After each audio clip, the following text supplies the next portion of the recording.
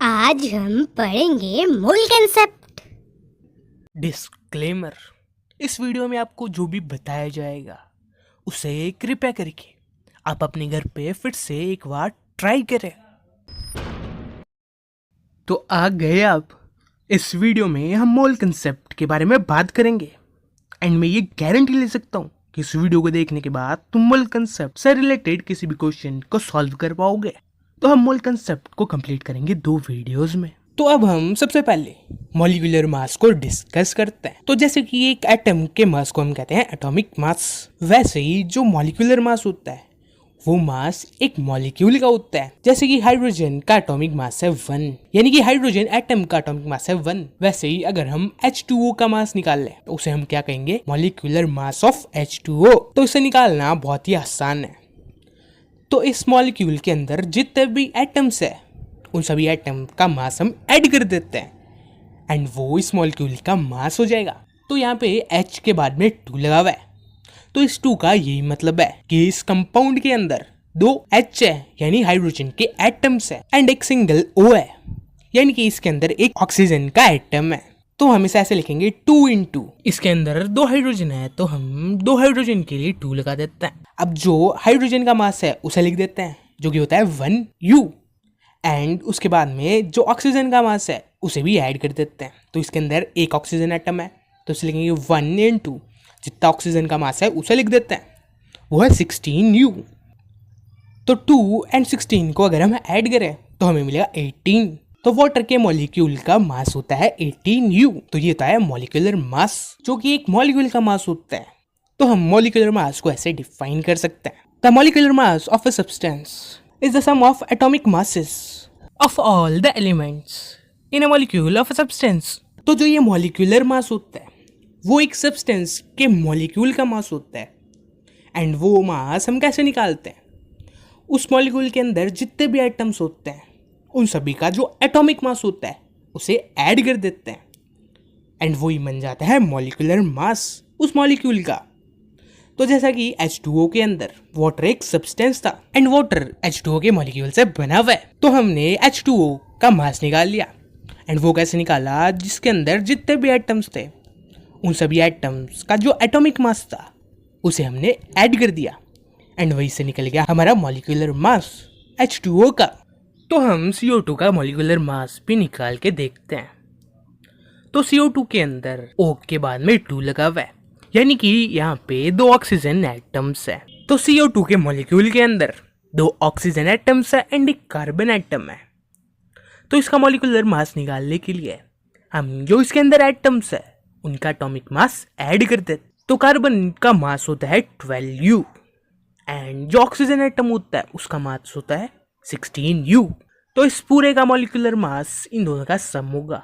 तो CO2 का atomic mass 1 into mass of carbon यानी एक कार्बन एटम का मास एंड उसके साथ हम 2 into mass of oxygen atom यानी 2 ऑक्सीजन एटम का मास, क्योंकि इसके अंदर एक कार्बन एंड 2 ऑक्सीजन है तो इन्हें हम ऐड कर देंगे। तो 12 into 1 क्या होगा 12 एंड 16 into 2 क्या होगा 32। तो अगर हम 12 एंड 13 को ऐड करते हैं तो जो CO2 का एटॉमिक मास होगा वो होगा 44U यानी कि यूनिफाइड मास, जो कि हम AMU की जगह पे यूज करते हैं। तो जो एक CO2 का मॉलिक्यूल होता है उसका मास कुछ 44U के बराबर होता है। तो कुछ कंपाउंड्स ऐसे भी होते हैं जो मॉलिक्यूल्स के अंदर एग्जिस्ट नहीं करते, यानी कि जैसे CO2 के अंदर C एंड 2 ऑक्सीजन का ये मॉलिक्यूल बन गया। तो कुछ कंपाउंड ऐसे होते हैं जो ऐसे मॉलिक्यूल नहीं बनाते, तो वो कंपाउंड्स बनाते हैं क्रिस्टल्स।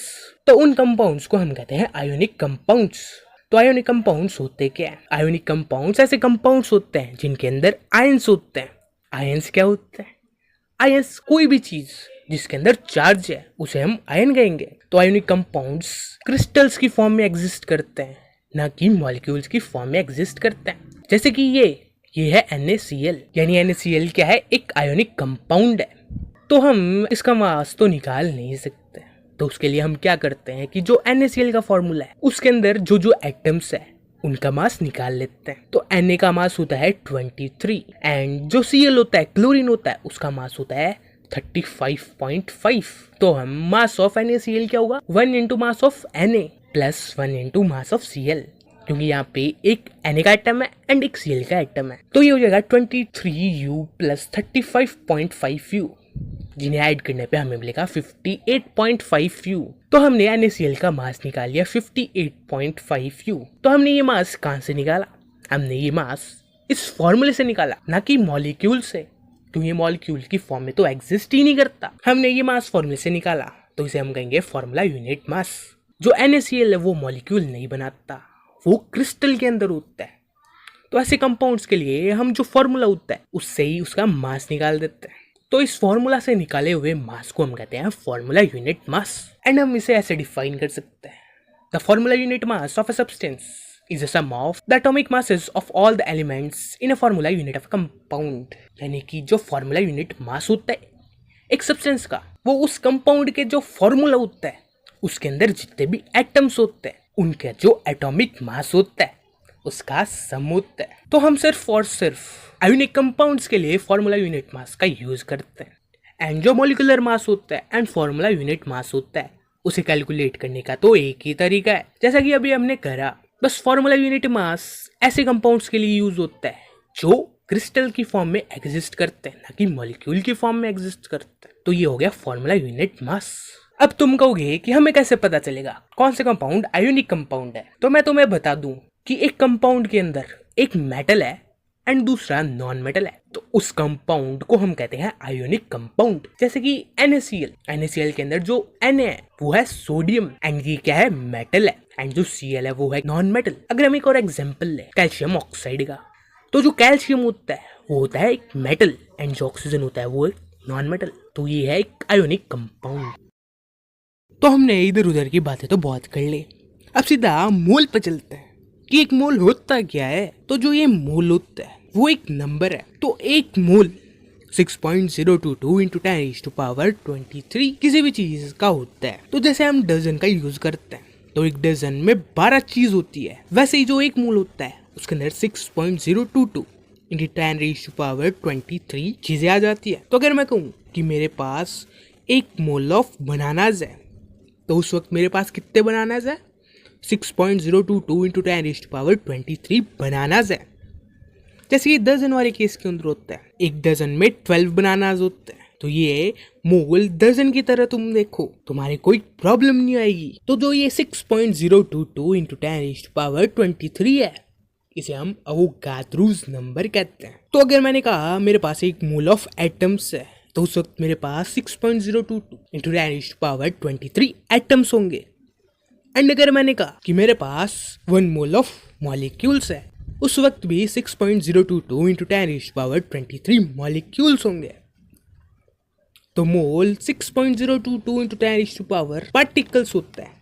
अब ये पार्टिकल्स एटम्स भी हो सकते हैं, मॉलिक्यूल्स भी हो सकते हैं, या फिर आयंस भी हो सकते हैं। तो जैसे एटम के लिए हम एटॉमिक मास यूज करते हैं, मॉलिक्यूल के लिए मॉलिक्यूलर मास यूज करते हैं, वैसे ही जो मोल होता है उसके लिए हम मोलर मास यूज करते हैं। तो मान लो कि मेरे पास एक मोल ऑफ एटम्स है, तो वहां पे मेरे पास 6.022 इंटू 10⁻23 एटम्स है। एंड अगर मैं उन सभी एटम्स का मास निकालूं, यानी एक मोल ऑफ एटम का मास निकालूं, तो वो कहलाएगा मोलर मास। एंड इस मोलर मास के भी 2 टाइप्स होते हैं, एक होता है ग्राम एटॉमिक मास एंड दूसरा ग्राम मॉलिक्यूलर मास। तो इन दोनों टर्म्स को देखते हैं। तो जो ग्राम एटॉमिक मास होता है वो हम एटम के लिए यूज करते हैं। तो जैसा अभी मैंने कहा कि मेरे पास एक मोल ऑफ एटम है एंड मैंने उसका मास निकाला, तो वो कहलाएगा ग्राम एटॉमिक मास। एंड अगर एक एटम की जगह मैं मॉलिक्यूल को ले लूं एंड एक मोल ऑफ मॉलिक्यूल का मास निकालूं, तो उस वक्त वो बन जाएगा ग्राम मॉलिक्यूलर मास। कई लोग कहते हैं कि नाम में क्या रखा है भाई, पर हमारे इसके अंदर नाम में तो सब कुछ रखा है। ग्राम एटॉमिक मास यानी कि एक मोल ऑफ एटम का mass and gram molecular mass यानी एक मोल ऑफ मॉलिक्यूल का मास। तो ये तो क्लियर होगा। अब तुम कहोगे कि कैसे हम gram molecular mass and gram atomic mass निकाल सकते हैं। तो इसके लिए तुम्हें कुछ नहीं करना, सिर्फ जो एक एटम है उसका जो एटॉमिक मास होता है उसकी जो यूनिट होती है उसको ग्राम में चेंज कर देना है। तो एक एग्जांपल देखते हैं। तो अगर मैं ग्राम एटॉमिक मास निकाल लूं हाइड्रोजन का, तो हाइड्रोजन का जो एटॉमिक मास होता है वो होता है 1U। तो अगर हम ग्राम एटॉमिक मास निकालें तो जो U है उसकी जगह हम जी लगा देंगे यानी ग्राम लगा देंगे तो ये बन जाएगा 1 ग्राम। तो जो हाइड्रोजन का मोलर मास होता है वो होता है 1 ग्राम। तो ऐसे हम जो U है उसको G से चेंज कर देते हैं एंड वो बन जाता है मोलर मास। तो अगर कहीं पे mass of hydrogen is equal to 1U तो तुम ये समझ लेना कि वहां पे बात हो रही है एटॉमिक मास की एंड वो मास एक हाइड्रोजन एटम का है। और कहीं पे ये लिखा वो mass of hydrogen is equal to 1 gram तो ये समझ लेना कि वहां पे मोलर मास है। एंड एक मोल के अंदर 6.022 इंटू 10⁻23 हाइड्रोजन के एटम्स होते हैं। तो वहां पे 6.022 इंटू 10⁻23 हाइड्रोजन एटम्स का मास लिखा हुआ है। तो इन दोनों चीज़ों में इतना फर्क है। एक U एंड G के अंदर अगर U है तो वहां पे एक एटम का मास है। अगर कहीं पे G लिखा हुआ है तो उसका मतलब ये है कि वहां पे 6.022 इंटू 10⁻23 एटम्स का मास लिखा हुआ है। तो ये सेम चीज मॉलिक्यूलर मास के साथ होती है। तो अगर हम किसी चीज का ग्राम मॉलिक्यूलर मास निकालते हैं यानी कि किसी मॉलिक्यूल का मास निकाल रहे हैं तो उस केस के अंदर जो U है वो G के अंदर चेंज हो जाएगा। यानी जो एटॉमिक मास की यूनिट है उसे हम ग्राम से चेंज कर देंगे। जैसा कि अभी हमने ग्राम एटॉमिक मास के लिए करा। तो मान लो कि H2O का मास है 18U। तो अगर हम ग्राम एटॉमिक मास की बात करें तो H2O का ग्राम एटॉमिक मास होगा 18G यानी ग्राम 18 ग्राम। तो फिर से जो ये 18U है वो एक H2O मॉलिक्यूल का मास है। पर जो ये 18G है ये 6.022 इंटू 10⁻23 H2O मॉलिक्यूल्स का मास है। यानी कि ये 1G इतने सारे मॉलिक्यूल्स का मास है। तो ये फर्क होता है U एंड G के अंदर। जिसके अंदर U होता है वो एटॉमिक मास होता है या मॉलिक्यूलर मास होता है, पर जिसके अंदर G लिख जाता है तो वहां पे मोलर मास होता है। तो बस इस एपिसोड में यही हमें डिस्कस करना था। अब अगले एपिसोड में फॉर्मूला देखेंगे एंड कुछ न्यूमेरिकल सॉल्व करेंगे जिससे तुम इस कंसेप्ट को अच्छी तरह से कर पाओगे। तो मिलते हैं अगले एपिसोड में, तो जल्दी आ जाओ ना।